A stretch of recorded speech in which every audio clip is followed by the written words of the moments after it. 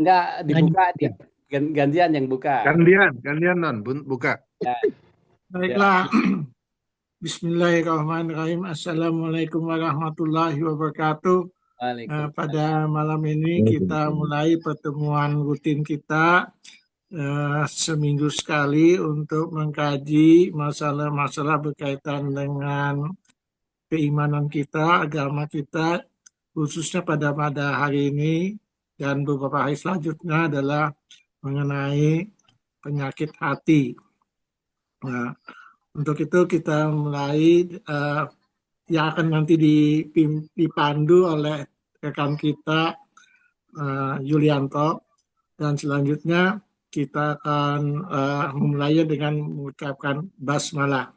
Bismillahirrahmanirrahim. Bismillahirrahmanirrahim. Allahumma sholli ala sayyidina Muhammad wa ala ali sayyidina Muhammad. Silakan Mas Yanto. Oke, assalamualaikum warahmatullahi wabarakatuh. Waalaikumsalam warahmatullahi wabarakatuh. Wah, ini udah lengkap, udah nyai, udah ada kiai, udah cukup.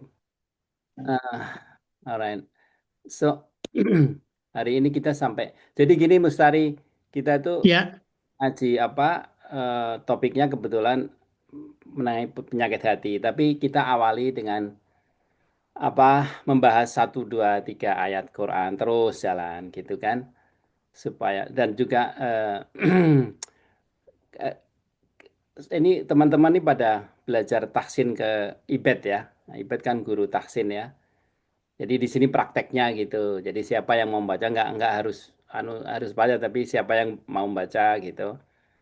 Nanti nanti saya juga belajar, jadi saya benerin juga gitu, dan juga tafsirnya sedikit-sedikit ya. Tapi sebelumnya saya mau karena minggu lalu itu ada pertanyaan ya yang belum tuntas saya jawab ya.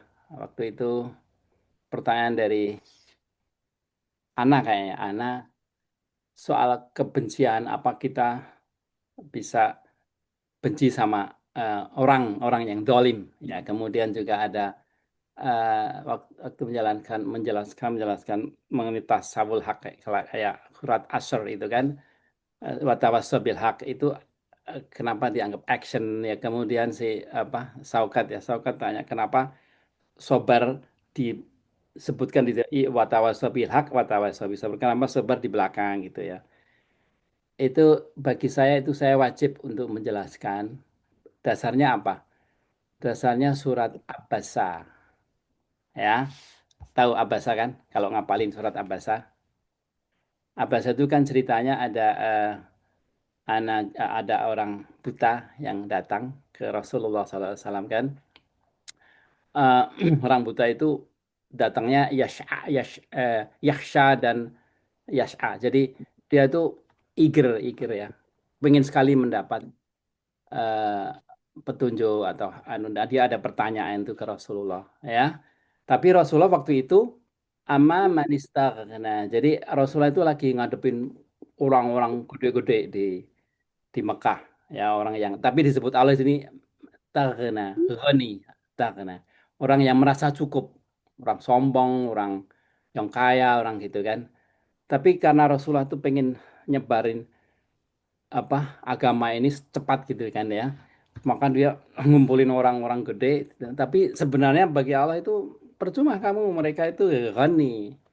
Justru ada orang yang datang nanya kamu ini apa, itu yang kamu ladenin ya. Makanya Rasulullah dikritik di sini ya tahu, pada si si orang buta atau orang yang pengen tahu itu, wa anta anhu talaha kala in hatat kira. Jadi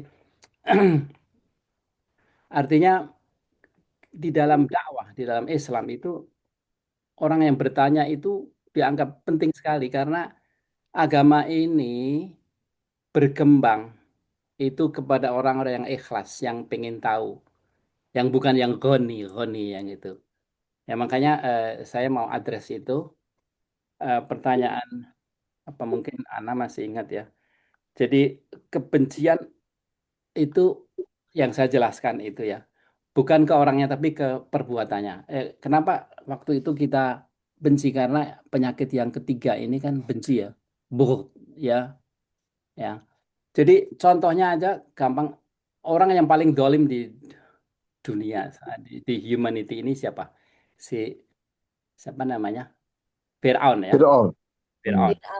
Ya, dia di Surat An-Naziat tuh dia mengaku ana rabbukumul a'la. Aku adalah Tuhanmu yang paling tinggi gitu.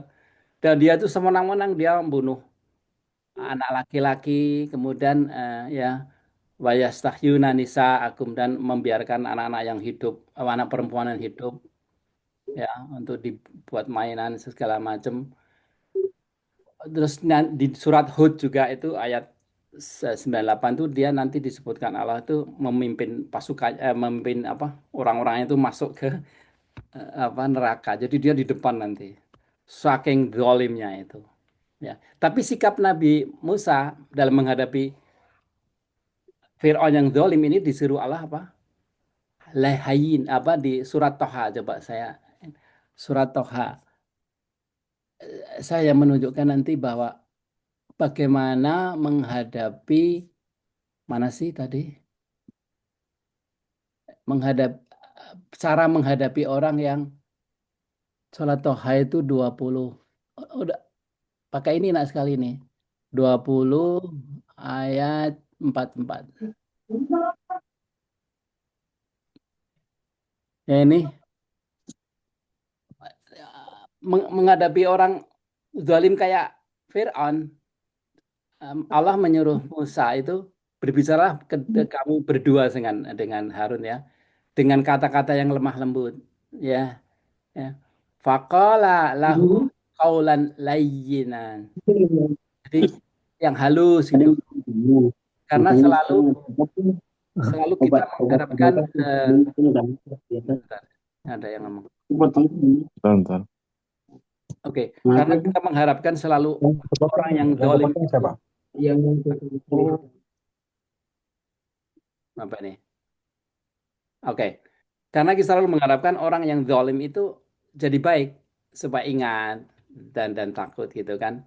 Eh, tetapi ada batasnya. Kalau apa namanya, kita harus tegas dalam berargumentasi sama dia. Coba cari contohnya ya tadi ya. Saya ini udah kumpul ini.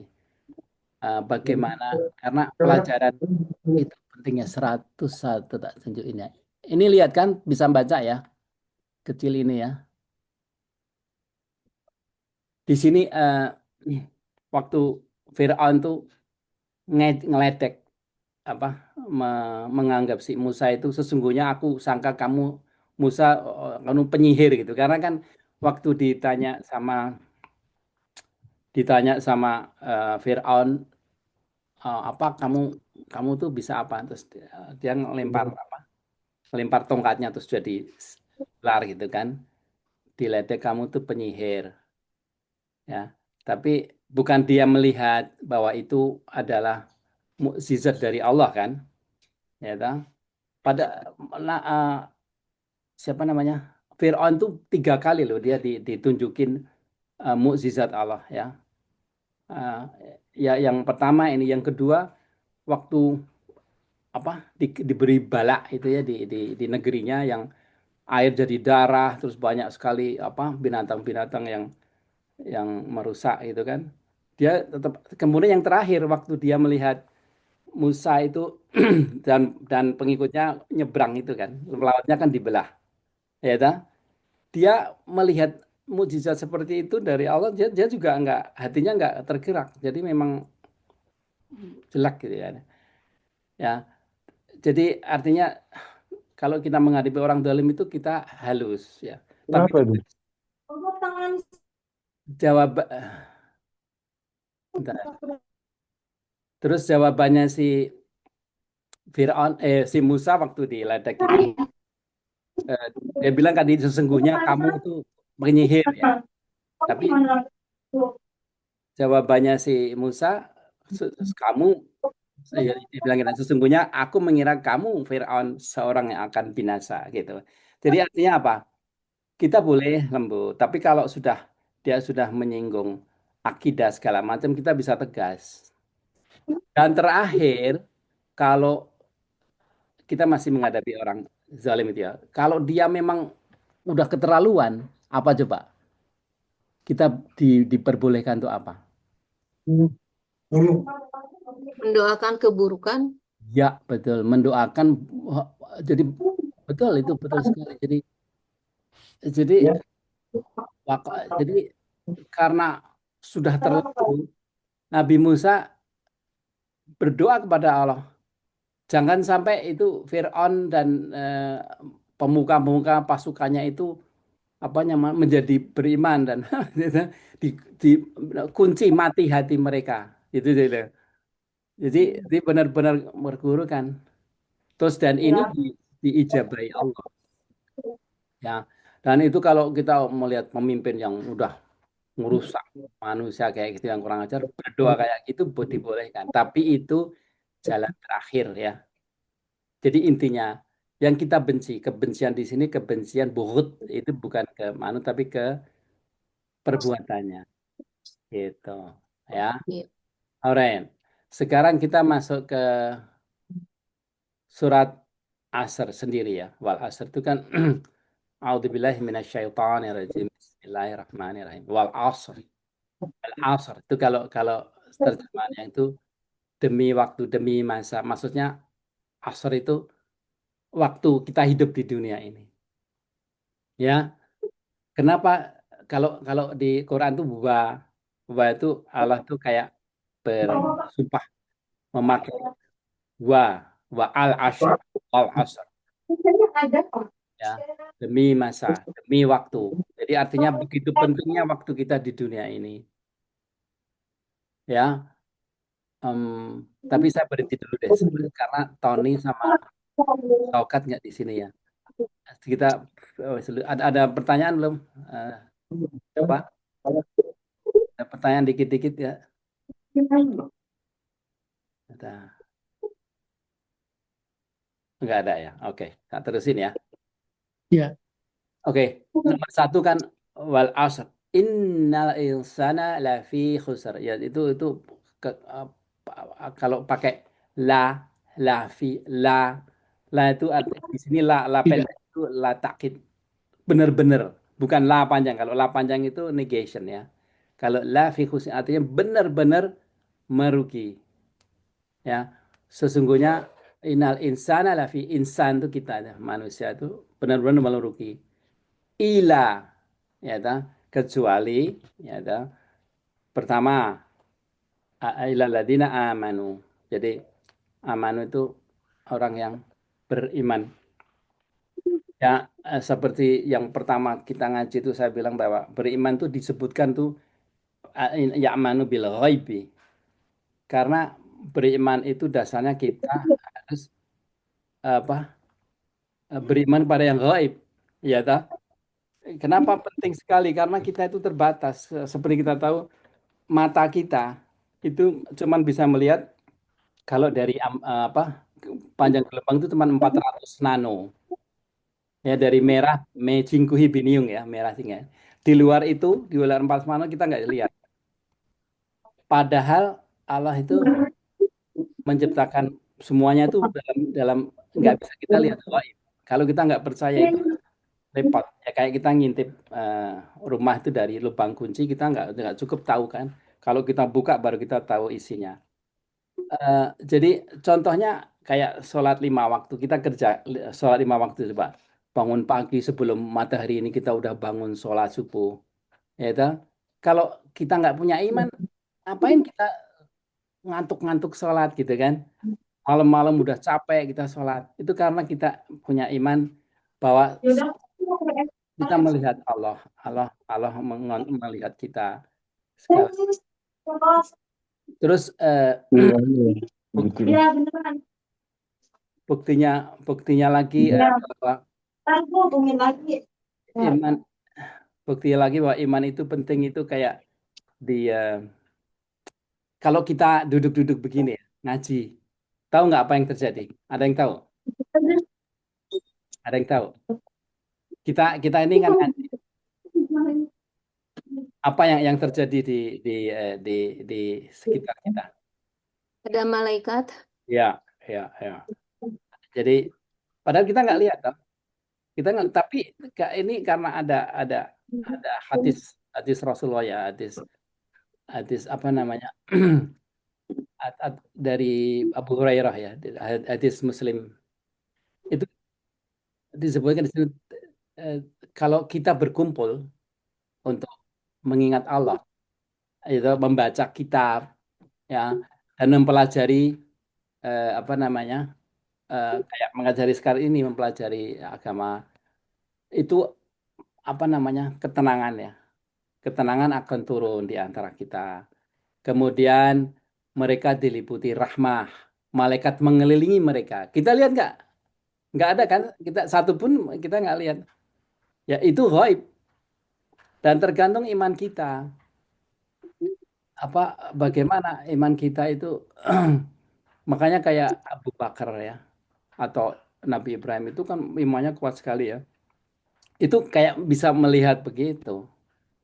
Jadi kalau kita punya iman yang komplit itu, kita itu dalam hidup itu enak karena lihat ada seperti ini kita benar-benar merasakan itu ya ya itu nomor satu iman makanya disebut pertama syaratnya untuk tidak khasar tidak rugi itu pertama beriman yang kedua beramal soleh ya amal soleh itu apa namanya coba kita lihat amal soleh itu ditimbang amal soleh itu bukan sesuatu yang abstrak bagi Allah ya amal soleh itu tangible ya artinya eh, oke kita ini ya disebut di sini ya timbangan pada hari itu adalah kebenaran maka barang siapa berat timbangan kebaikannya maka mereka itulah orang yang beruntung dan waman khafat mawazinuhu dan yang ringan mereka rugi masuk neraka artinya apa yang kita kerjakan di dunia ini amal soleh itu nggak sembarangan itu ditimbang ya bahkan sampai sebisa sekarang misalkan kita melengos ke orang melengos tahu melengos ya melengos Bangnya, Pak. ya itu atau kita senyum sama orang ramah itu semua gerakan hati itu semuanya ditimbang jadi ada bobotnya nah itu jadi saya umpamakan selalu logika kayak kita tuh di dunia ini yang asr itu wal asr itu yang hidup di dunia itu sebenarnya diberi Allah kesempatan untuk mengecar drone kita mengejar kita supaya punya energi yang banyak, punya amal soleh yang banyak supaya bisa naik ke surga. Ya, jadi kesempatan tuh di dunia. Jadi nomor dua, setelah iman tadi, nomor dua beramal soleh. Nomor tiga, kenapa nomor tiga ditaruh itu karena lebih apa impactnya itu ke seluruh dunia. Kayak kan watawaso bil hak, ya tahu, tawasul. Yosef, kontak jalannya ya. Kemarin emang hampir kapan sih? Saya pas ke Bogor. Pas ke Bogor, ada mekanik. Tapi gue pakai waze, terus lagi komplain. Ya, kapan pakai waze? Oh, dia nanya juga. Halo. Enggak, gue mendingan waze. Lu mending waze ya, Mas. Terus katanya? Terus udah deh, ya udah deh, adu aja deh. Ya, dia jawab dia. Terus Kasih tahu katanya, siapa? alasan Tolong salah di mute, tolong di mute. gue dapet dari Raina karena Ini Halo. di mute dari dong, dari lagi ngobrol. Tak mut. Oke. Eh, tadi mana sih? Ina mana? Nggak kelihatan. Amal soleh ya. Ya, Waman hofat, waman oke ya. hofat. Ya, sekarang bertawasul ya. Watawasul bil haq. Watawasul bil haq. Ini coba tak. Astuan, Mas. Oke. Jadi ya, kenapa ditaruh ketiga? Ya, tadi kan pertama iman, kedua beramal soleh ya. Watawasul bil haq yang ini yang watawasul itu hak-hak tuh refer ke Islam ya, artinya hak sesuatu yang hak. Ya, coba apa yang terjadi kalau perintah yang ketiga tawasul hak itu nggak ada. kita semua ini masih dalam keadaan kafir loh. Kenapa? Ada orang-orang yang membawa Islam ke kita itu kan dari Yaman ya. Banyak kan dari Hadramaut tuh ya. Gujarat, Hadramaut, Hijaz tuh.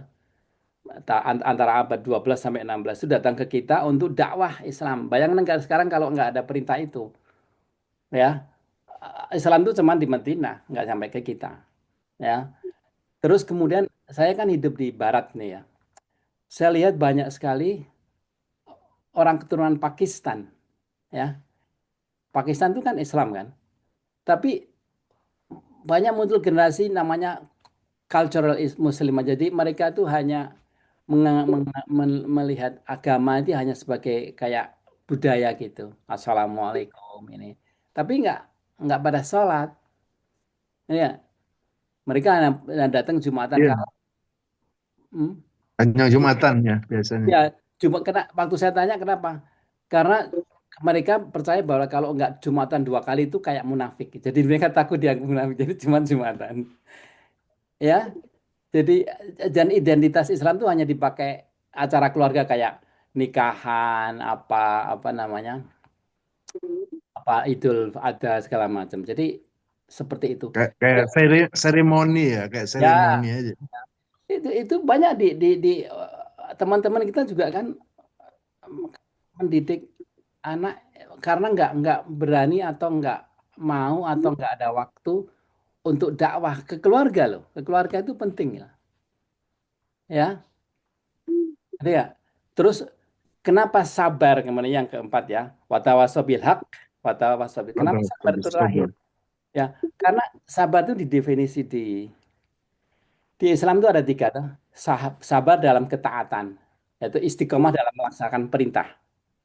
Ya, toh. Jadi kalau sabar tuh saya akan bilang kan, kenapa nggak sabar dulu? Sabar itu adalah sikap kita dalam apa sikap kita dalam menjalankan sesuatu ya toh. Kalau kita sekarang tidur nggak ngapa-ngapain, kita nggak perlu sabar kan. Tapi kalau kita berjuang, berdakwah, kita harus sabar karena ngadepin orang yang macam-macam itu. Ya toh. Jadi sabar itu ada 3. Sabar dalam ketaatan, sabar ala ala taat, kemudian sabar dalam menjauhi maksiat, ya toh. An maksiat, kemudian sabar dalam menghadapi ujian karena hakikat dari hidup di dunia ini sebenarnya adalah ujian, ya, gitu. Jadi itu eh, sebelum kita masuk ke ini, saya nyinggung itu. Ada Ya, pertanyaan di Al Asr? ya, ya. Hah? Ada? Oke, kalau nggak ada kita langsung ke sini deh. Oke, siapa yang mau baca atau saya baca dulu ya? Ini yang ini siapa? Fitri siapa ini? Ayat berapa? Oh ini oke, ayat dari ini 1920. Tahukah Coba tak tahu baca kau dulu ya. Tak baca dulu ya. A'udzu billahi minasyaitonir rajim. Bismillahirrahmanirrahim. Au kasayyibim minas samai. Ya. Ini apa namanya? Seperti hujan lebat yang dari langit. Fihi ini fi-nya 2 jadi ini mat tabi'i. Fihi dulumatu. Kalau ini kan dulumatun ya, dulumatun karena ada wa jadi tulumatu. Tulumatu wara ini ain waradun. Ini juga waradun ketemu waradun wabark kalau mau berhenti di sini wabark. Ini karena qalqalah ya. Jadi waktu hujan lebat ya dulu dari langit? dua barku ini sebenarnya waktu hujan lebat ini tafsirnya adalah kayak ayat-ayat Quran yang turun di bawah dari langit itu kan isinya itu peringatan tapi juga wabarak apa kilat-kilat itu kebenaran cahaya ya ja'alun asabi'ahum fi adanahi minas sawa'iqi hadaral maut. Jadi tapi orang-orang munafik ini konteksnya adalah orang munafik itu dia nutupin. Artinya kalau dia melihat apa atau mendengar ayat Quran tuh dia takut karena dia tahu ayat Quran itu benar kan. Kalau ada apa ancaman, ada siksaan segala macam atau kebenaran itu dia takut. Halo, siapa yang ngomong tadi? Tony. So, oke. Wallahu muhitum bil kafirin. Allah tuh menyelimuti mereka. Ya kadul barku yaktafu absarahum waktu apa kilat itu kebenaran maksudnya itu hampir menyentuh mereka. Kulama ado alahum masyaufi intinya ya. Wa idza atlama alaihim qamu walau sya'allahu la dhahaba bisam'ihim wa absarihim innallaha ala kulli syai'in qadir. Oke. Coba sekarang siapa yang membaca nih? Hah? Mana? Saukat biasanya. Saukat nggak ada. Oke. Ya. Bentar. Yang mana? Yul? Nih. Oke. أعوذ بالله من الشيطان الرجيم أو كصيب من السماء فيه ظلمات ورعد وبرق Wabar. Kalau يجعل berhenti qalqalah. وبرق Qalqalah. وبرق Ya. يجعلون Sorry. أصابع Ini juga qalqalah. Yaj'alu. يجعلون أصابعهم في آذانهم من الصواعق حذر الموت والله محيط No. Nggak ada sadahnya. Jadi nggak boleh muhi. Oh, محيط bukan tak ini to muhitung to محيط محيط ya nun sama ba jadi محيط muhitung محيط pakai mim muhitum بالكافرين bil kafir. محيط بالكافرين يكاد البرق يخطف أبصارهم Fu-nya ini cuman satu, jadi nggak ada matabiin. Yahtafu so ini juga qalqalah. يخطف Dan bukan أبصارهم qalqalah absarahum. Ya. أبصارهم كلما أضاءهم مسوا فيه وإذ مسوا فيه Ya berhenti di situ ya. Terus وإذا أظلم وإذا أظلم عليهم قاموا ولو شاء الله لذهب بسمعهم وأبصارهم إن الله على كل شيء قدير. ini agak kayak qadir. كل شيء قدير.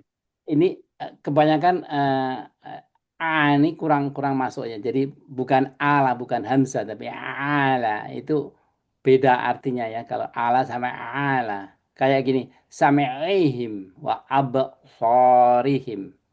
Anak-anak ikut ini nggak? Ikut apa apa vaksin nggak?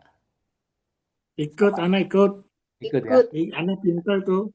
Ya, Tony yang ya, pintar. ya, dia diajari itu kan. Jadi apa makhraj ya, ya dalam baca tahsin itu ya. Makhraj itu penting. Makhraj itu tempat keluarnya ya. Nanti kapan-kapan saya ajarin tuh. Eh, jadi kalau kita diajarin itu pakai pakai lagu gitu.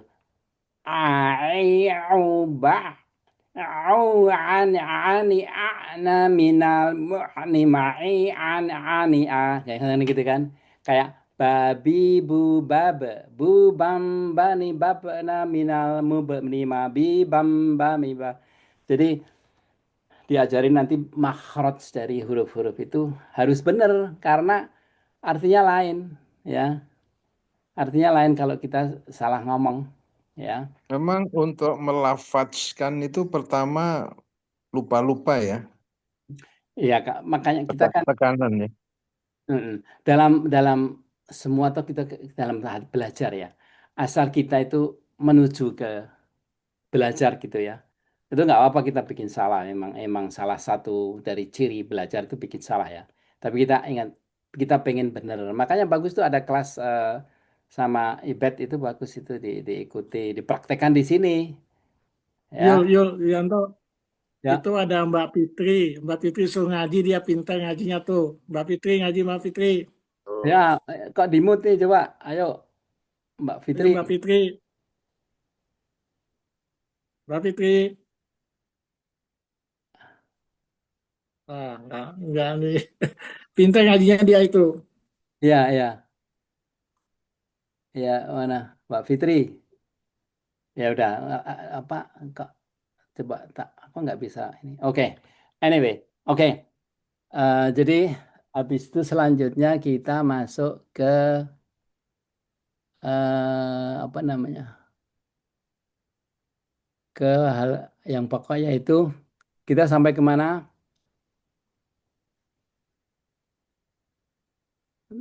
Oke.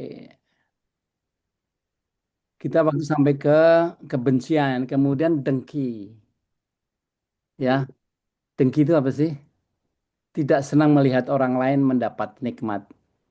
Yang terjadi secara massal itu waktu Islam turun, ya, zaman Rasulullah SAW itu orang-orang Yahudi kan disebutkan di Nasrani, orang Nasrani, orang Yahudi itu dengki, jadi mereka nggak mau masuk. Padahal mereka tahu, mereka mereka bahkan menunggu kedatangan Rasulullah itu mereka nunggu.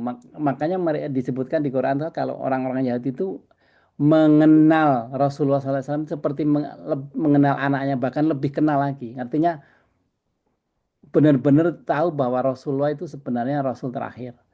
Tapi setelah datang kok mereka tuh mengharapkan kan orang Yahudi yang yang yang jadi yang ternyata kok orang Arab pada waktu itu sampai sekarang pun orang mereka kan menganggap orang Arab itu orang orang yang nggak berpendidikan segala macam ya. Jadi mereka itu dengki karena kenapa kok nikmat yang begitu besar Islam itu dikasih ke orang Arab gitu. Maka mereka nggak mau kan sampai sekarang mereka nggak mau masuk Islam. Dan itu disebut kafirun bagi Allah. Ya, jadi dengki hasad itu yang bikin penyakit itu yang bikin mereka nggak mau masuk Islam. Ya, jadi di di di dalam Quran juga disebut Al-Falaq itu kan kita diajari untuk berlindung, ya dari orang-orang jahat, kejahatan dari dengki, ya dan ketika ketika ya dengki, ya penyebabnya tuh hati yang kotor, hatinya kotor, tamak, ya. Jadi nah ini sebenarnya kita rundown ini ya secara cepat nanti setelah selesai 25 kita lebih dalam lagi. Ini cuma perkenalan ya. Jadi obatnya untuk supaya nggak dengki itu syukur, bersyukur kita apa apa yang kita punya itu kita syukurin gitu. Ya. Jadi karena kalau nggak syukur nggak habis-habisnya udah punya rumah pengen rumah gede, udah punya mobil pengen ini kayak Saukat udah punya istri pengen dua, saya kata nggak? Ya. Alright. Sekarang kalau Imam Malu itu hasad itu dapat membatalkan amal seperti api membakar kayu. Hati-hati ya. Jadi jangan ada dengki di dalam kita. Kalau kita lihat orang di atas, ya alhamdulillah. Kita tanya bagaimana Anda bisa berhasil gini, kan, segala macam. Ya, eh, kalau Imam Ghazali bilang yang dengki adalah musuh bagi takdir Allah. Karena Allah itu di dunia ini udah menggariskan tuh. Ada kan waktu itu saya sebut ada dua yang ditetapkan Allah, ya toh? Dan dua yang kita harus kejar. Dua yang ditetapkan Allah adalah kematian. Kita mati di mana, kapan itu udah. Kemudian rezeki. Rezeki di dunia ini kita sebenarnya udah di set ya. Ada yang kayak Trump yang tengil itu sudah jadi presiden, kaya raya segala anaknya banyak bagus-bagus. Ya, itu udah di set Allah dan itu sebagai cobaan buat dia. Ya, ta? Kita nggak dengki gitu, gitu. Coba ada pertanyaan nggak di sini? Coba saya ini ya. Mhm. Eh, kedengkian itu kadang-kadang timbul dari seseorang yang selalu dibully dalam masyarakat, dalam pergaulannya, dibully gitu.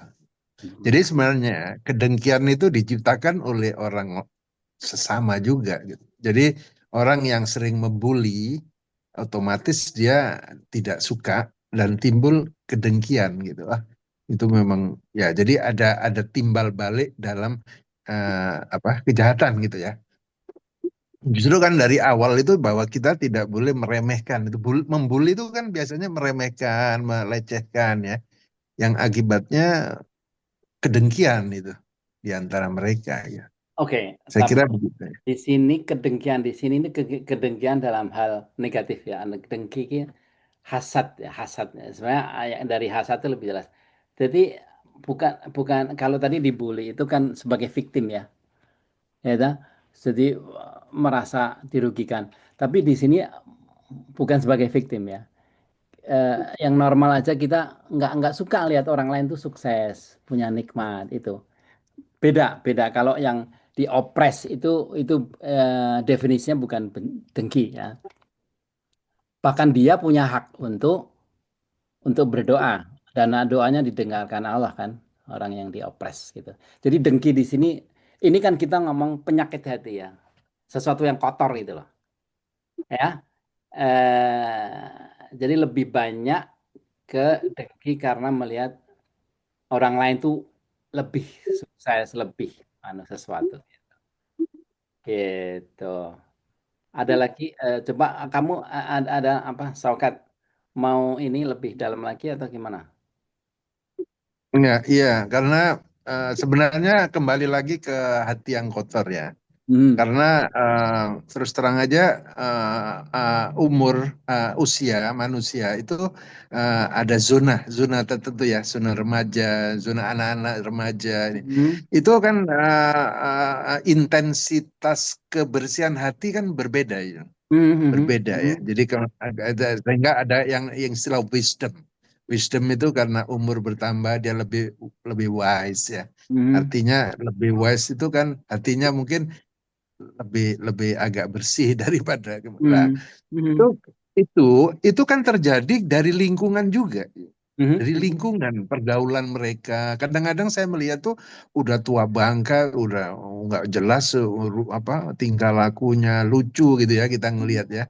Itu kan unwisdom apa tidak ada wisdom meskipun Ya. umurnya tua ya kan. Nah, Hmm. itu beda memang dari sononya atau gimana atau memang Allah membuta tulikan mereka gitu ya sehingga tidak sadar ya.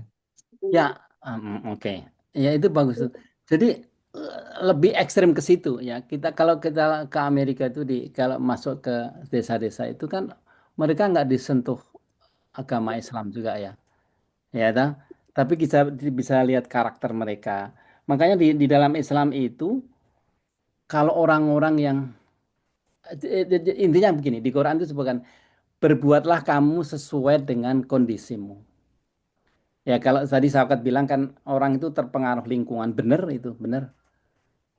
Benar, makanya kan di atas tadi disebutkan kayak sombong segala macam itu kan obatnya adalah kamu mencari orang yang baik, bergaul dengan orang yang baik supaya ketularan. Benar. Tapi itu kondisi orang yang tahu. Sekarang kalau orang-orang yang dari hidupnya dia masuk hidup di lingkungan itu bisa-bisa dia dimaafkan Allah loh. Kalau nggak sampai apa kebenaran atau Islam ke dia. Ngerti nggak? Jadi artinya kalau saya lebih cenderung ke nggak melihat secara global. Ya, itu kan keadaan khusus ya. Kita melihat apa yang kita hadapin. Ya, makanya dakwah itu lebih bagus ke anak-anak kita, ke tetangga kita, supaya kita tahu persis keadaan mereka. Kalau soal orang yang nanti apa keadaannya begitu, dia bagaimana itu wallahu alam bisa. Ini coba jawaban saya bingungin atau menjelaskan atau membingungkan. Coba coba ada yang ini mau komentar. Mustari, coba Mustari. Ada komentar apa? Kalau enggak kita masuk ke penipuan. Riz. Riz. Menipu orang lain dalam niat apa? Kita masih punya waktu, Kak? Masih ya. Masih, masih, Mas. Oke. Menipu orang lain dalam niat atau perbuatan. Nipu, nipu. Ya, ya ta. Kayak di surat Mutaffifin itu kan orang yang curang dalam takaran. Jadi kalau dia nimbang, oh kalau untuk diri sendiri dia minta ditimbang yang penuh. Tapi kalau nimbang sama orang ya atau yang ke orang lain dia ngurang-ngurangin gitu. Ada kan? Kita bisa lihat Iya. siapa kita.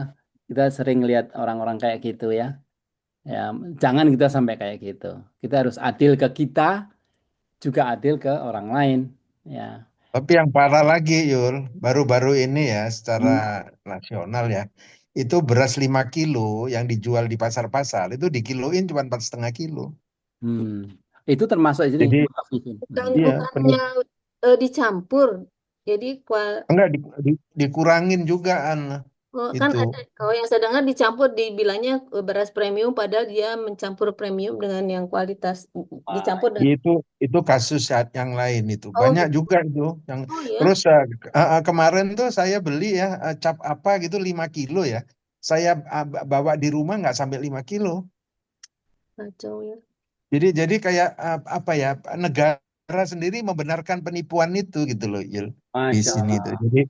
Jadi orang yang ngurangin timbangan biasa udah gitu ya. Saya Hmm. itu kan punya timbangan digital kecil ya. Kadang-kadang kalau saya ke pasar tradisional itu saya bawa itu, Yul. Jadi misalnya saya beli daging 1 kilo gitu ya, ditimbang balik itu pasti ya kurang, pasti itu dikurangin karena mereka punya timbangan yang dikasih besi itu apa namanya, timbangan lama itu Ya, ya. cetek gitu kasih, ya kan itu nggak presisi sih.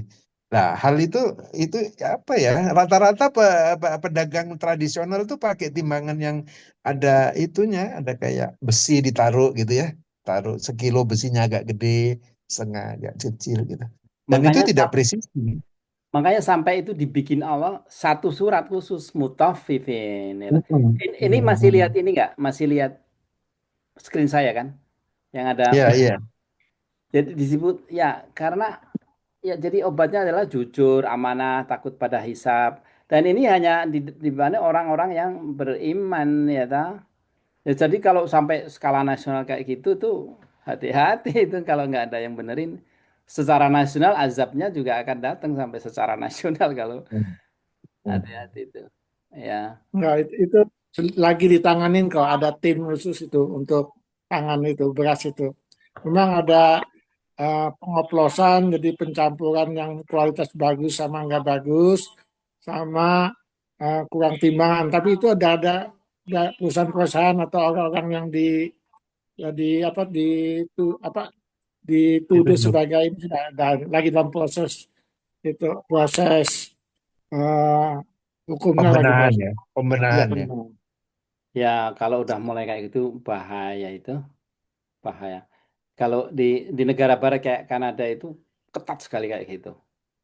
Kalau kita bikin Iya. bisnis ya, mereka akan datang ke, misalkan kita punya toko atau pabrik, datang mereka ngecek yang kamu jual nih apa. Kan ada diklaim itu ya, ini obat ini atau makanan ini mengandung ini itu dicek satu-satu. Pernah orang Indonesia di sini nggak punya itu di kena fine gede banget. Dia biasa Iya, di iya, Indonesia kan, dipanggil dia. dia biasa di Indonesia di sini bisnis didatengin habis ya, habis. Ya, ya padahal orang Barat ya, tapi dia mempraktekkan anti mutafifin ini begitu serius. Iya, iya, serius ya. Ya, makanya hati-hati. Makanya jangan kita ngomong kamu masuk neraka kafir, belum tentu. Belum tentu. Banyak bahkan justru kalau di anu, yang namanya apa namanya munafik itu orang Islam loh. Definisi munafik itu untuk orang Islam. Ya itu bukan orang kafir. Jadi kan disebutkan di 5 ayat untuk orang beriman, 2 ayat untuk kafir, 10 ayat orang munafik. Kebanyakan itu. Makanya saya kalau lihat teman-teman di sini itu ya mereka nggak tahu Islam tapi baik, ya itu bagi saya kasihan, nggak tahu di akhirat nanti gimana. Makanya saya nulis buku, saya dakwah ke mereka lewat buku itu. Jadi tapi juga tetap kita layin apa lemah lembut terhadap mereka supaya mereka tertarik. Wah ini orang ini kok baik gitu. Lama-lama dia tahu oh ternyata karena Islam gitu kan. Jadi itu. Ya, kalau melihat kerusakan tuh memang di negara-negara Islam tuh banyak loh, kerusakan di situ. Banyak orang dolim, banyak ini yang. Oke, jadi kalau Imam Maulud bilang siapa yang menipu bukan bagian dari umat Nabi. Jadi Rasulullah SAW itu bilang kan orang yang nipu, yang bohong itu bukan dari umatku. Bahkan Rasulullah bilang gitu, orang Islam itu bisa bunuh, bisa apa segala macam, tapi dia yang satu yang nggak bisa bohong gitu ya. Artinya apa, bahwa kalau kita udah bohong udah nipu itu udah di luar eh, konteks Islam, udah nggak dianggap Islam ya lah. Terus kalau Imam Ghazali bilang kejujuran itu cahaya, kebohongan adalah racun bagi hati. Ya ini secara sepintas kita ada pertanyaan di penipuan ini penting juga nih penipuan nih ya. Penipu dalam ber- berdagang itu banyak kan orang Yahudi yang digambarkan kayak dia jualan. Itu satu lagi, ini pengalaman saya. Hmm. Saya dulu itu main kripto, Yul, kripto. Hmm. Kripto jadi jadi trading kripto, ya. Trading kripto yang katanya di-trade oleh robotik gitu ya. Jadi Hmm. kita naruh uang, nyetor uang, itu bunganya satu hari kompensasinya 2%. Hmm. Ya, saya naruh sampai level tertentu cukup besar itu ngilang itu orang karena saya waktu itu benar-benar nggak ngerti itu ya, saya bisa ketipu gitu ya. Kamu kan Itu tanya saya akhirnya juga ya ya waktu itu. waktu itu kan saya pernah nanya sama Yul kan, Iya, saya bilang saya kamu nggak bilang setuju kan. jangan kan ini penipuan, ternyata benar Yul, benar itu ngilang gitu aja nggak bisa dihubungin. Iya. Lah, masalahnya sekarang, orang ini kan bisa dilacak sebenarnya dari polisi lewat Interpol segala macam. Tapi polisi di Indonesia itu, padahal korbannya itu bukan ratusan miliar ini korbannya ini udah banyak banget gitu. Masyarakat Hmm. Indonesia ini kan empuk banget kalau ditipu-tipu masalah begitu kan, ya kan? Lah, si polisi, saya udah nggak buat laporan di polisi, polisi nggak melakukan apa-apa gitu. Hmm. Padahal kalau dia punya Interpol ya bisa bisa dilacak gitu sebenarnya. Ya, Jadi kita itu nggak perlu. Indonesia ladang lah, ladang untuk penipuan tuh Indonesia baik itu yang sifatnya digital ya, digital software gitu ya. Itu Saukat aja ditipu. iya tipu, bener-bener tuh. Ya, ya memang dalam pengajian dalam dalam beragama ini kita nggak berusaha untuk mengelola lautan, terlalu besar. Kita ngelola ember deh, keluarga kita gitu. Kalau udah ngomong yang kayak gitu udah deh, nyerah aja lah. Ya, ini ini penyakit hati itu kita fokus fokus ke kita aja dan ke keluarga kita. Kalau yang kayak udah kayak gitu itu berdoa aja lah kita ya. Ya. Oke, ada pertanyaan di sini. Itu Mbak Fitri Yunita, ada pertanyaan. Ina nggak ada suaranya. Ina, siapa lagi? Oh, oke, minggu depan baru bisa aktif. Ayo, Mustari, ada pertanyaan? Oke, nanti. Itu Mbak Fitri lagi di jalan katanya di Oh, Widya, oke. dia Ya, ya. monitor aja. Oke, oke. Heeh. Minggu depan dia bisa aktif. Ya, ya, ya, ya, saya lihat. Nanti minggu depan kita ngomong soal marah, lalai, prasangka buruk. Ya, ini nih. Iya, itu prasangka buruk itu penting ya. Suuzon ya, suuzon. Mm-mm. Suudzon. Kalau di Quran di sini kan banyak orang yang suudzon pada Allah. Ya, dicoba sedikit meraung-raung, dikasih kenikmatan lupa. Ya, Mm. harusnya husnudan. Itu susah loh husnudan itu. Ya, sangka Ya. baik. Sangka baik itu susah sekali. Ya, si Nabi Daud tuh gagal kan. Waktu tahu Mm. ceritanya Nabi Daud tuh ada dua orang ya datang yang ya, terus seorang yang pintar ngomong tuh dia ngomong, ini saudara saya ini punya 99 kambing, saya punya satu, padahal cuma cuma satu, dia masih mau minta punya saya, gitu kan. Nabi Daud nggak ngecek, dia langsung mikir bahwa yang 99 itu jahat. Dia bilang, kamu harus bertobat, nggak boleh kayak gitu segala macam. Habis gitu, setelah dia ngomong gitu, hilang dua orang itu, karena itu dari ini malaikat. Dia baru nyadari bahwa dia bikin salah. Kenapa dia nggak ngecek? Yang bilang kambing saya satu, sebenarnya dia nyuri dari yang 99 itu. Sebenarnya yang saudaranya itu punya 100, dia ambil satu, gitu. Kemudian mau diminta balik, dia ke Nabi Daud, gitu. Gitu. Jadi harusnya harusnya di situ Nabi Daud bertobat, karena dia harusnya tuh bersangka baik dulu, tanya dulu si orang yang dituduh itu apa benar segala macam. Ya, namanya preoccupation ya. Hati-hati dalam preoccupation. Jadi persangkaan-persangkaan sebelumnya. Baik persangkaan baik atau buruk itu kita harus harus cek dulu ya. Sebab sekarang saya tanya, kalau dikasih tahu ini orang hitam itu jahat gitu. Sekarang kita di rumah ada orang hitam datang, padahal orang hitam balik baik. Tapi kita ada persepsi bahwa dia jahat. Kalau bersangka buruk, kita kasar sama dia. Ya dah. Itu kejadian di Kanada itu, di negara barat kayak gitu kan, dipersepsikan kalau orang hitam itu jahat itu. So, kasihan. Troublemaker gitu ya. Padahal banyak sekali yang profesional yang baik. Gitu, yang saya lihat begitu. Makanya saya itu dilatih di sini untuk ngelihat orang itu jangan dari kulitnya. Jadi makanya jangan persepsi itu dibawa, apalagi persepsi yang suudzon itu. Maka diajaran kita kan kayak Imam Imam Ghazali atau Ibnu Sina itu bilang, dia kalau ketemu orang itu dia, oh saya moga-moga saya bisa belajar dari dia gitu. Jadi selalu dia husnudzon. Jadi dia respect sama orang. Baru setelah dia menunjukkan si orang itu jelek, baru kita treat accordingly gitu. Tapi nggak dari awal kita udah set begitu. Nabi Muhammad juga pernah ditegur oleh Tuhan gitu ya mengenai masalah ini ya. Ada Mm-mm. pada saat dia menjamu para pemuka Israel kan, pemuka Arab kan, ada orang buta yang datang ke tempat dia kan.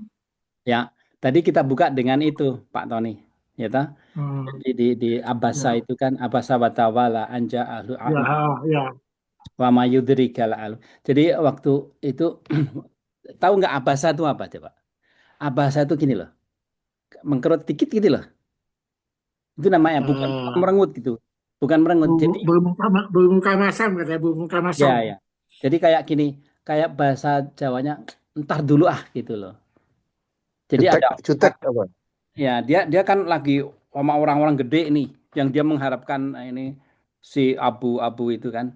mengharapkan Islam, dia lagi jelasin Islam. Ada orang sahabatnya kan nyenggol-nyenggol gini loh kan, dia nggak tahu kan gitu kan. Terus Nabi Muhammad nengok gini kan, mengkerut sedikit nama Abasa. Maksudnya entar dulu ah. Padahal dia orang buta. Itu ditegur Allah. Ya dikasih tahu itu goni itu yang kamu dakwahin tuh mereka nggak butuh itu. Justru orang yang jawil-jawil kamu itu sebenarnya mereka pengen eh, mereka dalam keadaan takut Allah, pengen petunjuk. Kamu ignore, kamu apa? Nggak nggak ladenin, nggak boleh. Nah ya itu ya kesalahan kecil aja Rasulullah itu udah di dan itu sebenarnya Abasa itu bukti bahwa Quran itu bukan bikinan Rasulullah. Coba sekarang kalau Rasulullah dikritik kayak gitu dia nggak akan keluarin tuh, dia nggak akan nulis kayak gitu kan. Tapi kritik pedas itu karena itu semua dari Allah. Ngerti nggak? Ngerti nggak maksud saya?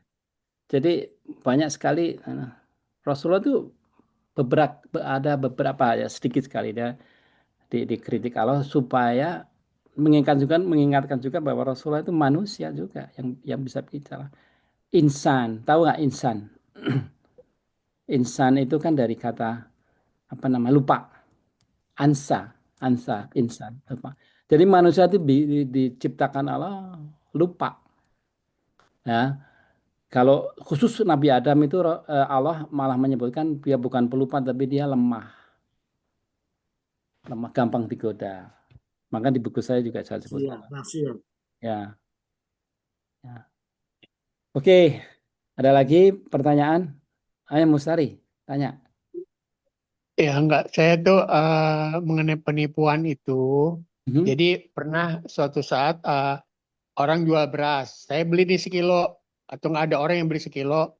Nah, udah dibeli sekilo. Nah, sedangkan habis beli beras, sedangkan dia tuh jual tepung. Nah, suatu saat orang yang jual beras itu ke tokonya yang jual tepung itu.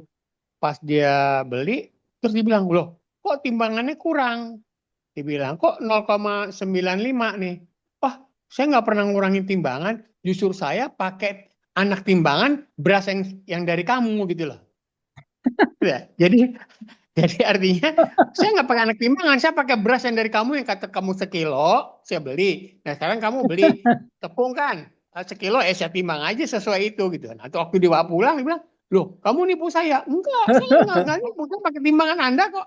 Nah langsung dia malu. Jadi akhirnya ya ada kejebak sendiri dia. Jadi artinya mau curang kan gitu ya. Jadi kan dia nggak tahu juga kan. Wah, kalau gitu saya nipu, dia ketahuan dong saya kan gitu. Nah, jadi langsung. Jadi Bener. kan dia nggak pakai kiloan, dia pakai saya pakai beras yang dari kamu nih. Kan kata kamu sekilo ya. Kamu beli tepung ya saya timbang ada gitu. Pintar itu, pintar orangnya itu yang mungkin Ah, yang ah. Jadi ada hal yang kayak gitulah yang ya. ah, Dulu penipuan-penipuan ada yang kayak gitu. emang kayak kayak guru saya itu bilang kalau ya itu kalau kita menghadapi orang sombong, kita boleh menyombongin mereka. Supaya kayak gitu orang menipu kita tipu supaya mereka ingat gitu kan. Kayak contohnya Nabi Ibrahim waktu dia ngerusain apa patung ya kan? Ya Oh ya. patung yang gede dikasih kampaknya kan. Hmm. Ya, jadi dibalikin gitu loh. Jadi argumen mereka dibalikin seperti itu tuh bagus tuh. Hmm.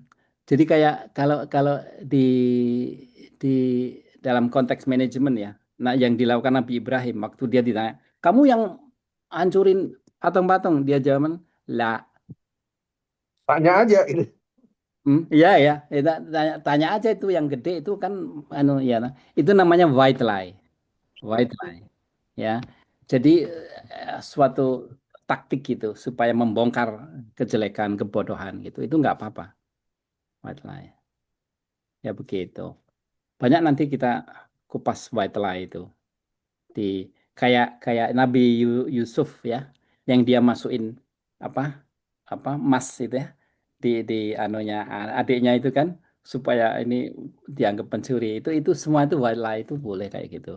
Seperti tadi itu mungkin yang terigu itu yang jual terigu itu sengaja dia tahu itu dia taruh sini gitu. Ya, seperti itu bagus itu cara cara dakwah juga untuk menjebak membuka kejelekan, penipuan. Insya Allah, kalau kita insya Allah lah, kita jujur-jujur aja lah ya. Hidup kita sederhana, jujur-jujur aja. Ya, karena kita takut pada hisab. Gitu. Ada lagi? Satu lagi, Yul. Hmm, Ini yang terakhir belum. mungkin ya. Hmm, Itu para nabi itu kan diberi cobaan yang luar biasa ya. ya, ya. Ya, contohnya Adam diturunin, kemudian Nabi Ibrahim dibakar, Nabi Yunus dimasukin ke perut ikan, Hmm, Nabi Yusuf dimasukin ke cara. sumur, Hmm, ya. Itu sebenarnya kan setting dari Allah untuk kita belajar kan dari peristiwa tersebut kan. hmm, hmm, Nah, percaya. Jadi seperti Namrud misalnya membakar Ibrahim.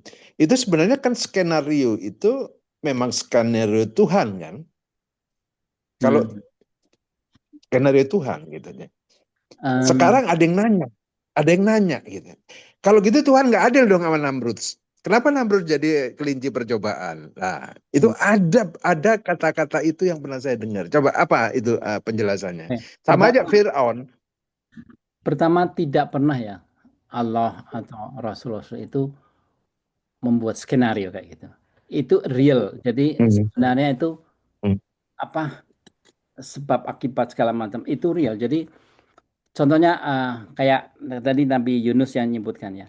Nabi Yunus itu dia Hmm. itu karena melarikan diri dari umatnya. Dia tuh kan punya satu kota ya. Waktu itu kota itu isinya sekitar puluhan ribu, ratusan ribu gitu ya.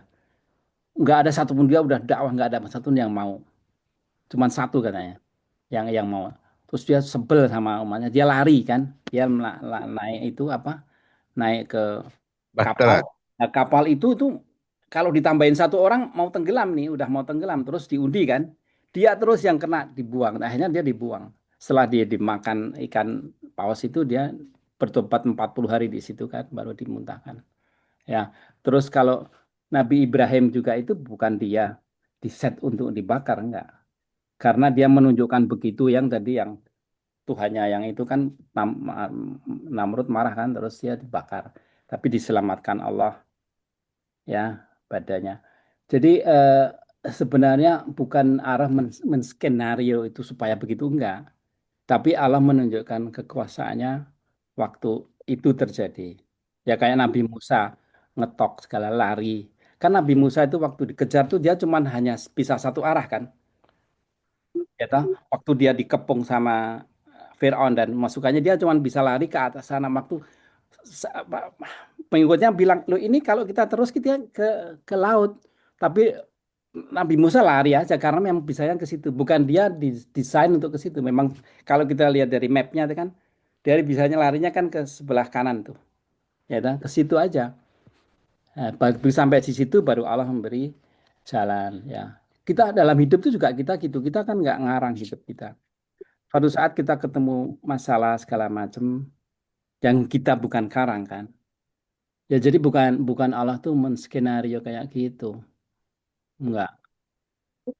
Tapi Hmm. satu lagi bahwa Allah itu maha tahu. Jadi kalau manusia itu kan kita mikir itu ada time frame ya.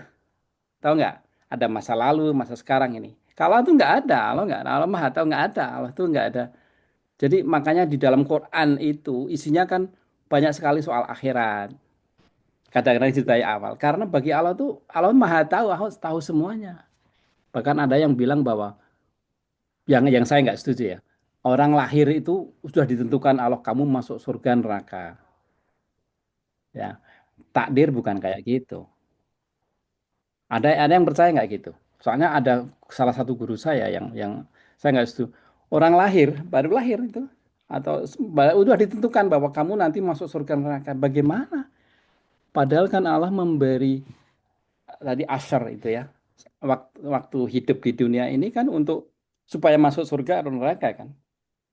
Jadi takdir yang di situ bukan berarti kamu ditarikkan masuk surga neraka enggak.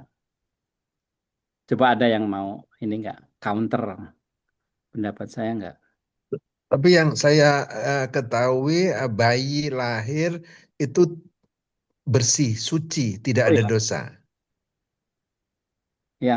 fitrah, Iya, fitrah. iya, fitrah manusia, ya. Jadi kalau dia mau masuk neraka atau dia dia memang akan masuk neraka, ya tinggal lakunya ya jalan ke neraka ya, kalau gitu Ya, ya. ya. Satu lagi yang saya mau sampaikan ya. Ibadah, tahu ibadah kan? Ibadah tahu. Hmm, Ya, ibadah itu ya mengagungkan segala macam. Kayak sebelum Islam masuk itu kan orang-orang menyembah apa? Menyembah pohon besar. benar. Hmm.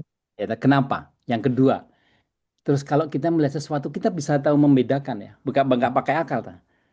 Bahwa ini bagus, ini jelek, itu enggak. Kalau ada lukisan kita tahu ini lukisan bagus, ini ada lagu kita, wah ini lagu bagus. Jadi keindahan, kemudian kenapa kita tuh kok hal-hal yang besar itu kita kayak mau takjub gitu, ya, takjub sehingga beribadah. Ya, tahu nggak kenapa orang nyembah patung? Nyembah patung itu asalnya dari hero-hero, pahlawan-pahlawan di zaman sebelum mereka yang dibikin patung. Ini nggak? Kayak patung Soeharto, Soekarno. 100 tahun kemudian anak cucunya itu nggak tahu siapa. Pokoknya dulu ini dipuja-puja. Nah sekarang akhirnya nembah, makanya menyembah patung segala macam. Jadi intinya kenapa kita itu kalau agama ini nggak masuk, agama ini orang tuh cenderung yang nyembah yang gede-gede, senang yang indah-indah. Karena apa? Ruh kita ini ya, badan kita ini kan pakaian sebenarnya. Kita itu sebenarnya bukan badan kita ini karena kalau apa mati ini kan jadi tanah. Yang menyebut kita kalau kita itu kalau apa guru saya itu kita itu makhluk rohani ya. Jadi ruh kita itu ya kita itu. Ruh kita sebelum dimasukkan ke jasad kita itu kan satu-satu ya, furodan. Satu-satu itu ketemu Allah. Dan jadi ketemu langsung dialog dengan Allah. Nah, di situ ruh kita itu melihat Allah. Allah itu kan sesuatu yang akbar dan sesuatu yang beautiful, ya, yang indah sekali. Itu terkesan di kita. Jadi waktu ruh kita dimasukkan ke ini, hidup di dunia ini, yang di sini sekarang ini, itu masih terngiang-ngiang gitu loh. Makanya kita kalau melihat sesuatu yang indah itu kita ingat sebenarnya ke Allah. Makanya kita senang. Jadi di dalam sains itu di nggak bisa didefinisikan kenapa kok kita tahu ini kok indah, ini nggak mau itu apa secara kuantitatif nggak bisa karena itu dari roh. Juga kenapa orang itu cenderung kalau lihat yang besar-besar itu kayak kayak lihat matahari mereka orang Jepang itu kan menyembah matahari, ada orang animisme menyembah batu gede segala macam. Dan kemudian diberitahu Allah di menara Islam bahwa Allahu Akbar, makanya nyembah Allah. Makanya ibadah itu jangan sampai syirik, artinya kita harus konsentrasi ibadah kita ke Allah. Kalau nggak diberitahu itu kita akan nyembah macam-macam. Ya, mau apa mau ngomong apa Swagat? Siapa yang mau ngomong? Mau komentar? Kalau seperti ini ya, di Padang Mahfud apa yang Maksar, ada Sama maksar. pada yang masyarakat. jadi gini, ada masyarakat. Jadi enggak yang Tuhan tuh telah Al-Quran tuh udah ada di situ. Siapa yang mati, siapa yang meninggal tuh, siapa yang lahir, yang meninggal tuh sudah ada catatan di situ. Itu apa? Catatan. Nama Oh, Lauh lokasinya Mahfudz. Lauh Lauh Mahfud kan? Mahfudz. Lauhul Mahfuz. Oke. Lauh Mahfud itu artinya gini. Jadi sebelum Nabi Muhammad itu uh, jadi nabi, di situ sudah ada tuh ayat ini 30 juz itu sudah ada di situ. Jadi Tuhan menurunkannya itu cuplikan-cuplikan aja. Oh, Muhammad ada masalah di Arab ini turun wahyu ini, wahyu ini. Nah, itu saya pernah dengar cerita seperti itu. Jadi semuanya sudah ada. Tinggal Tuhan ingin menurunkan aja ntar ini nih hari ini nih pasti Muhammad lagi ada masalah ini. Turun wahyu ini, turun wahyu ini. Jadi artinya di situ sudah ada catatan. Oh, si lahir tanggal segini, akan meninggal tanggal segini. Nah, terus kan saya pernah tanya sama guru aja. Terus kalau dia udah tahu akan lahir tanggal segini, akan meninggal tanggal segini, terus dia bakal masuk neraka, apakah orang itu bisa yang tadinya oh ini kamu udah divonis kamu bakal masuk neraka, ada catatannya di sana. Tapi saya mau berbuat baik aja, misalnya orang itu ternyata ada ini apa justifikasi, ada ralat, mungkin ada revisi dari Allah, mungkin nggak Edit, seperti itu. diedit, Oh ini diedit. seperti itu. Jadi diedit aja sama Allah. Oh ya nih orang yang ternyata udah saya vonis ke nerakanya ternyata hidup di dunia itu. Jadi ini saya revisi nih yang Allah buat di Allah Mahfud itu. Nah itu benar apa tidak itu? Jadi saya Oke, pernah dapat itu cerita ada seperti itu. ada dua hal yang berbeda. Nomor satu Ya. yang soal Quran itu benar. Quran Ya. itu kayak manual. Kalau kita mau bikin kayak engineer ya, kita mau bikin kan kita Ya. ada manual ya. Benar. Jadi diturunkan makanya salah satu keajaiban mukjizat dari Quran itu. Wah, didulukan dalam 22 tahun, tapi saya belajar 7 tahun ya tafsir ya. Itu apa yang 22 tahun itu seakan-akan memang jadi Al-Quran itu ditulis sebelumnya, benar, benar. Ya. Kata-katanya, tapi diturunkan pas. Itu justru buktinya bahwa Allah itu sebenarnya mengontrol kehidupan di dunia, mengontrol kehidupan di dunia. Ngerti nggak? Jadi di situ memberikan bahwa Allah itu full control terhadap apa yang terjadi di dunia. Ya. Yang kedua, jadi soal individu yang ini masuk neraka itu yang saya berbeda karena Allah nggak menyajikan kayak gitu. Allah nggak menyajikan. Allah begini, kalau kamu berbuat baik, sebesar biji zarah pun itu akan ditimbang dan itu menentukan kamu dunia, surga atau neraka. Yang kedua itu saya nggak setuju karena itu melawan message dari Quran. Ya. Jadi bukan jadi yang ditulis di Lauhul Mahfuz itu bukan kamu masuk neraka, tapi secara garis besar. Kalau kamu begini, kamu masuk neraka. Kalau kamu begitu, kamu masuk neraka. Selama di Al-Ashr, selama hidup di masa dunia ini, kita kesempatan untuk tijarah dengan Allah, berbisnis ke Allah, ngumpulin yang banyak. Itu yang terjadi. Bahkan nanti di padang mahsyar pun kita belum tahu, karena belum ditimbang. Bayangkan, belum ditimbang. Setelah ditimbang itu nanti kelihatan oh ini lebih berat yang baik kamu masuk surga. Seperti itu bukan sejauh-jauh waktu mau diciptakan udah ditentukan itu nggak masuk akal. Ya. Dan ingat agama Islam ini dianjurkan afala ta'qilun. Apa kamu nggak berpikir? Jadi kita boleh jangan taklid buta ya. Misalkan nyebutkan ya, nggak jangan taklid buta. Taklid buta tuh ikut aja ini karena si kiai yang ngomong. Ya, kita harus istihad, kita harus pakai logika kita. Jangan sampai logika yang keterlaluan karena di atas logika itu ada namanya wahyu Allah itu yang kita nggak bisa melogikakan. Tapi secara kayak dasar seperti itu melawan Quran. Quran jelas-jelas menganjurkan kan, ya ta? Tapi kalau Quran itu benar. Saya waktu belajar 7 tahun ya tafsir itu kita melihat luar biasa Quran itu bahkan kata-katanya pun diaturnya itu tepat sekali kayak kayak ada wasaton ya kata wasaton itu di persis di tengah-tengah Quran segala macam. Wasaton kan tengah-tengahan. Jadi letak dari huruf kata itu pun udah diatur di Quran. Bayangkan, padahal itu kan cerita 22 tahun sejarah Rasul kan, ya. Tapi bisa tepat sekali dan itu makanya hati-hati sama dengan Allah. Allah itu kontrolnya terhadap hidup di dunia ini 100%. Jangan kita mikir, wah kita kaya, kita ini karena kita sendiri. Wah, karena aku belajar, karena aku pinter. No, nggak ada. Semua dari Allah. Ingat itu. 100% Allah tuh ngontrol. Ngerti nggak? Bahkan itu di video yang saya lihat tuh ada Ustadz siapa yang di masjidnya Amin Rais tuh yang lagi baca Al-Fatihah meninggal di tengah-tengah itu siapa ngira dia? Ya, jadi Allah tuh ngontrol semua hati-hati di hidup di dunia ini, hati-hati deket-deket sama Allah. Ya, kalau pengen selamat dunia akhirat deket-deket Allah dan kita berdakwah ke anak istri, suami, ya, teman segala macam itu perlu.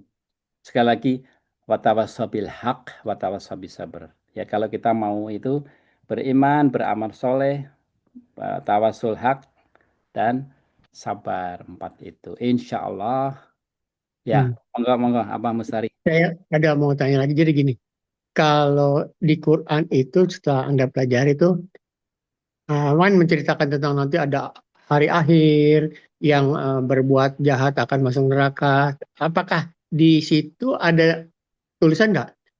Neraka itu, misalkan kalau kita di hotel, oh neraka kamar 207, surga kamar 208, apa? Jauh, oh neraka tuh di ujung timur, surga di ujung barat. Nah, itu kan nggak. Saya pikir apa? Oh nanti lewat jembatan Siratal Mustaqim, nanti kalau kamu ini jatuh nyebur ke neraka. Kalau gitu surga sama neraka apa dekat gitu kan? Itu satu kan, saya nggak Ya.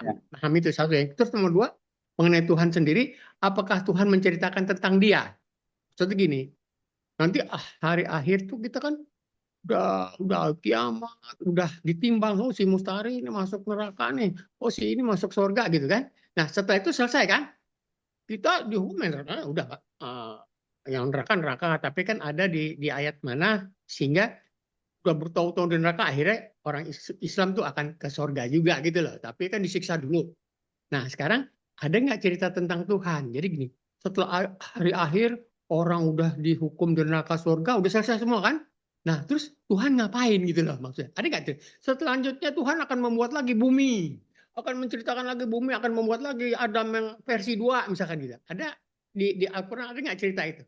Itu saya Oke, bertanya. Jadi, oke ya, masih. bagus. Ya, sekali lagi ya, kayak Mustari ya, Saukat ya, itu bagus. Jadi pertanyaan itu, curiosity itu bagus karena intinya kan pengen tahu kebenaran tuh. Ya. Saya address pertama dulu soal neraka ya. Pertanyaannya adalah kenapa Allah kok menciptakan neraka yang ngeri kan? Neraka tuh ngeri loh. Ya toh dibakar sampai kulitnya itu kalau udah angus diganti karena kalau kita merasa sakit ini ya kalau ada jirit ini ya. Ini sebenarnya kulitnya yang merasakan itu diganti supaya ngerasain ngeri kan. Tapi kenapa ada itu pertama awal-awal ngajian ini saya jelaskan juga di buku saya juga. Kenapa ada neraka? Sekarang pertanyaannya kenapa ada surga? Surga itu kita udah gampang ya dari otak kita itu supaya adalah apa imbalan ya orang yang berbuat baik kita. Tapi surga sendiri kan digambarkan seperti kenikmatan yang luar biasa kan.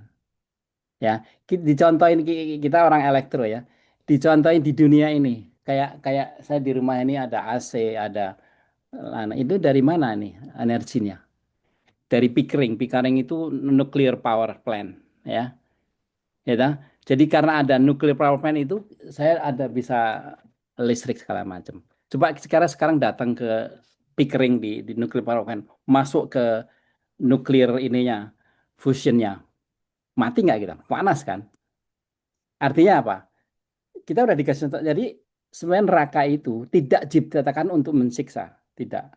Neraka itu apa namanya disebutkan di Al-Baqarah itu bahan bakarnya batu dan manusia. Disebutkan Al-Baqarah kan. Jadi neraka itu didesain Allah sebenarnya untuk memberi energi surga yang kenikmatannya luar biasa forever kan. Makanya dia luar biasa. Tapi kita sendiri yang nyemplung di situ. Nah, kenapa nyemplung ya? Tadi saya gambarkan karena saya ini orang engineer ya kan. Jadi kayak apa namanya? Amal soleh itu kayak energi, kayak drone. Kalau di chart lama dia bisa naik ke atas, ya ta? Kalau nggak di chart dia jatuh. Persis seperti di nanti. Jadi bukan kita nyebrang Siratal Mustaqim itu kan. Siratal Mustaqim itu di dunia, bukan di akhirat. Nggak ada nanti kita udah ini terus nyebrang harus hati-hati itu di dunia. Ya itu di dunia bukan di sana. Jadi ada yang anu ini ada neraka terus ada siratal jembatan itu harus hati-hati. Itu di dunia bukan di sana. Tapi di sana keadaannya begini. Kalau kita ini ya, ini kita ya, ruh kita ini ya, nggak ada amalnya, nggak ada chartnya, jatuh, jatuh kemana? Ke neraka. Maka disebutkan kan kalau neraka itu jatuh di bahasa di Quran. Tapi kalau surga itu naik ke atas. Ya, surga itu di atas karena begitu kita amalnya banyak kita naik nih. Tapi saya bilang juga di situ, walaupun kita punya amal gede, Rasulullah SAW itu juga pernah Rasulullah gini, amalmu tidak bisa memasukkan kamu surga. Terus sahabat tanya, apa amal Rasulullah juga? Ya, ya amalku juga nggak bisa memasukkan aku surga. Tapi bisa menaikkan surga tinggi sekali. Digambarkan kan pintu surga ada 7, pintu neraka ada 7 ya. Kata 7 itu kalau di Arab itu kan banyak. Kayak kita tuh ribuan gitu ya.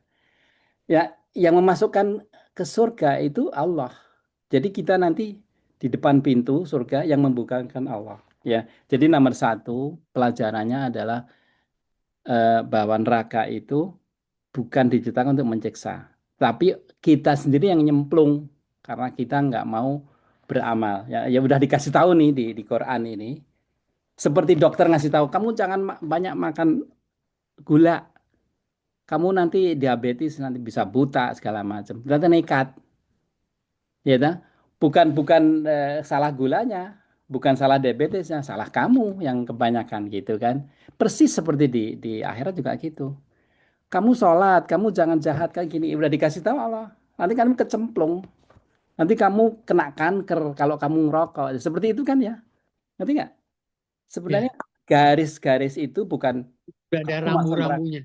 Iya, kayak di dunia kamu pasti kena kanker. Lu gua nggak ngerokok, gua hidup ini. Nggak gitu kan. Jadi kalau kita nekat ya udah begitu. Terus tadi yang kedua apa? Allah kan ya.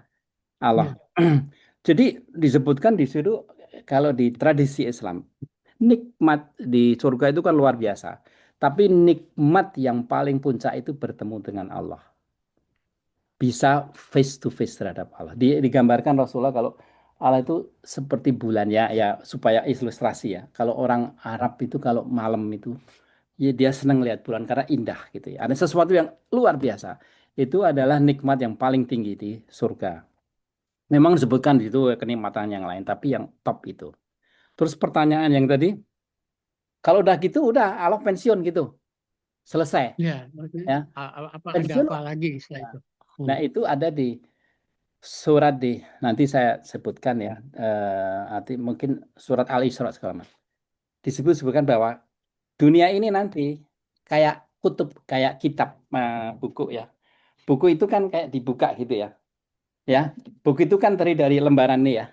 Ya, Ya, di kita buka begini halaman, gitu kan? Satu halaman ini satu kehidupan. Dan kalau kita tahu sekarang kita itu kan 14,7 miliar tahun. 14,7 miliar. Kalau kita hitung alam semesta kita, yang alam dunia level 1 ini 14,7 miliar. Allah itu kan tidak berawal, tidak berakhir.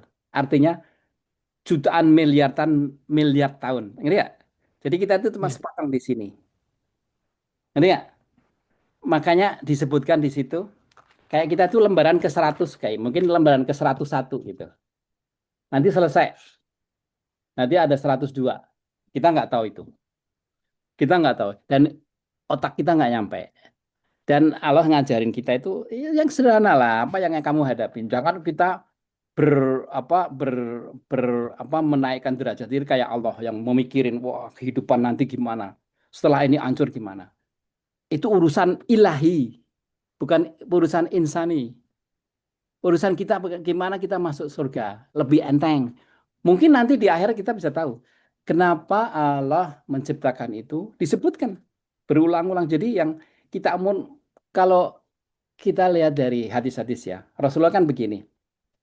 Dia bilang, kedatanganku dan hari kiamat itu seperti ini. Artinya tidak ada selanya. Kalau Yesus, Nabi Isa, Nabi Musa itu kan jauh ya. Nggak berani dia ngomong begini terhadap apa kiamat. Dan orang hitung begini nih, tahu nggak jarak antara ini? Jadi secara literally orang menafsirkan hadis Rasulullah begini. Rasulullah kan gini kan, antara aku dan kiamat itu seperti ini. Orang hitung. Jadi setelah Rasulullah turun, ya, kemudian kiamat. Jadi artinya kiamat itu sebenarnya udah deket. Terus orang hitung ini perbedaan ini katanya sekitar 1000 berapa tahun? 1500 1600 tahun. Ya, terjadi kiamat. Jadi artinya bahwa umur dunia ini nggak lama lagi karena Rasulullah yang terakhir udah turun. Jadi kita atau anak cucu kita ini bakalan melihat kiamat, bahkan ngerasain kiamat. Kiamat kubro ya semuanya. Jadi artinya bahwa kita yang udah tahu bahwa dunia kita ya, kemudian alam semesta ini 14,7 miliar, itu maksimum 14,7 poin berapa? Selesai. Habis itu kosong. Allah nganggur. Enggak, sebutkan nanti adalah kita. Itu bukan urusan kita. Ngerti ya? Bukan urusan Ya, ya. kita. Kita hidup di 14,7 miliar ini dengan kitabnya Quran, dengan Rasulnya Rasulullah SAW. Cukup itu. Otak kita nggak cukup. Kita berapa on sih? Ya, jangan sampai ke situ nanti. Ya, dan Allah tuh nggak ada tuh retirement pensiun nggak ada. Ya. Dan jangan kalau kita kan disebutkan ingat-ingat Allah tuh ahad, ahad. Jadi nggak bisa dibayangkan dengan kayak manusia. Oh Allah udah bikinin santai lah habis itu. Ya udah kamu senang-senang di situ deh gue lihat lo. Nggak gitu. Ya. Tapi memang menggelitik kayak itu tuh boleh sih. Tapi jangan diteruskan kan Rasulullah juga warning ya. Jangan hal-hal yang itu dihindari sedikit. Dihindari. Jangan terlalu banyak diikuti. Tapi bagus pertanyaannya Mustari bagus, bagus. Tapi perlu memang untuk dibahas supaya nggak kemana-mana kan Mustari. Ya, Ya. Masya Allah. Iya, oke deh. Asik nanti Insya Allah hari minggu depan kita terusin lagi. Oke. Yul Ya, terakhir oke. ya. Monggo, monggo. Itu konsep konsep syafaat. Syafaat. Itu haknya prerogatif Allah dan Nabi bisa diberikan prerogatif hak syafaat. Terus ada juga para syuhada ya yang mempunyai level syafaat di bawah Rasulullah gitu. Jadi misalnya syahid dia bisa meminta kepada Rasul, oh ya Allah orang tua saya yang masuk neraka ini tolong dikeluarkan. Gitu. Itu kan sebenarnya SIM surat izin masuk surga itu kan syafaat ya, syafaat ya. Artinya orang divonis kemudian dibebaskan. Ya, gimana itu konsep syafaat? Ini dalam ya dan banyak di Quran saya ini bisa mungkin untuk minggu depan ya. Sokat. Tapi bagus. Iya, iya, iya. Tapi itu dalam memang syafaat disebutkan eh, pada saat ini syafaat sudah nggak berguna itu ada di Baqarah yang depan-depan ya ada memang syafaat itu ada ya tapi nanti minggu depan kan itu bisa bisa setengah jam sendiri itu ya Iya, iya. ya tapi bagus sekali lagi ya pertanyaan ini membuktikan bahwa kita itu eager ya pengen tahu yang hak ya. Ya, seperti tadi orang buta itu. Sebenarnya orang buta itu disebutkan orang buta itu artinya orang yang nggak tahu, yang pengen tahu gitu. Itu juga suatu kiasan juga ya. Ya kayak kita itu kan orang yang nggak tahu itu kan buta ya, kayak buta, pengen tahu. Itu justru itu sifat yang bagus. Ya makanya tanya sebanyak-banyaknya. Saya sendiri nggak sebagai guru loh ya. Saya kalau saya nggak tahu, saya mundur, saya tanya guru saya segala macam. Saya nggak mau dianggap sebagai guru. Ya, sebagai teman diskusi aja. Yang kebetulan saya belajar banyak. Makanya saya sebenarnya ambil dari guru-guru saya yang banyak itu. Kalau kalau misalkan ada teman-teman yang nggak setuju, ngomong ya dah. Supaya tuntas jadi nggak. Gitu. Jadi jangan dianggap saya pintar, walaupun saya pintar ya, tapi nggak. Bercanda aja. Bercanda aja. Bercanda. Saya suka bercanda kayak gitu. Ina nggak ada suaranya, Ina. Eh, Lagi masak. lagi masak. Mbak terus Nyimak terus ya. Mbak Ini itu. dimasak terus. Udah si Ibet udah sampai mana? Udah halaman berapa? Coba coba ya. Surat apa ya? Oh udah Baqarah udah selesai ya.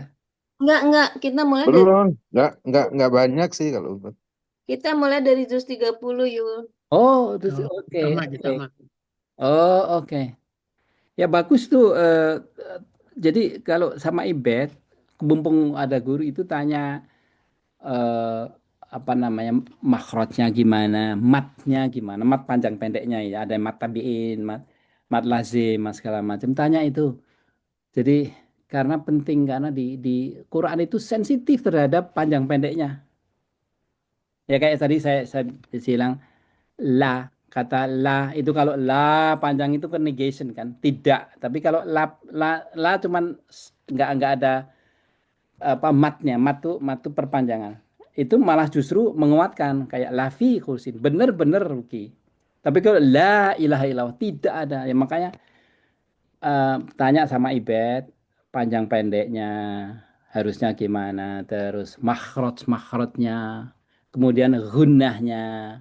Itu perlu gitu. Ina juga ikut sama Ibet, ikut ya. Ina ikut. Ina ikut. Semua Ikut, kayak insya Allah. ya semuanya ikut ya. Saya pertama aja ikut. Oh ya. Belum aktif lagi karena agak siang ya. Oh ya. Selanjutnya baca WA. Nah, tapi di sini juga saya kupas karena saya belajar dari guru saya yang punya sanah, tahu sanah. Dia tuh Ya, Sana punya, ya. punya ijazah. Dia yang ke-38 generasi atau gimana gitu. Jadi gurunya itu dari guru yang kalau diturutin ke Rasulullah SAW. Jadi apa? Tajwid itu bagaimana Rasulullah SAW itu membaca. Tajwid, tahsin itu. Bagaimana membaca seperti itu. Nah kita itu kalau belajar tajwid itu bacaan kita insya Allah seperti Rasulullah gitu loh. Ya. Nah itu tapi susah banget.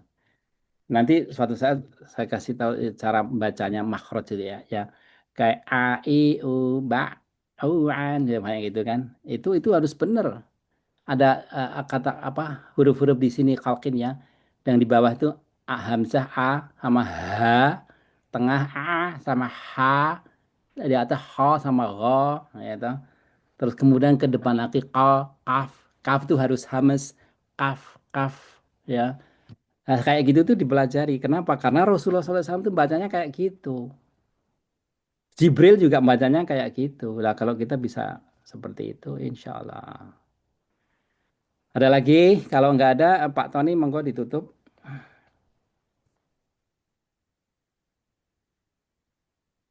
Halo, Halo. Halo, Ya, monggo ditutup. tunggu sebenarnya. Ya, Oke, baiklah.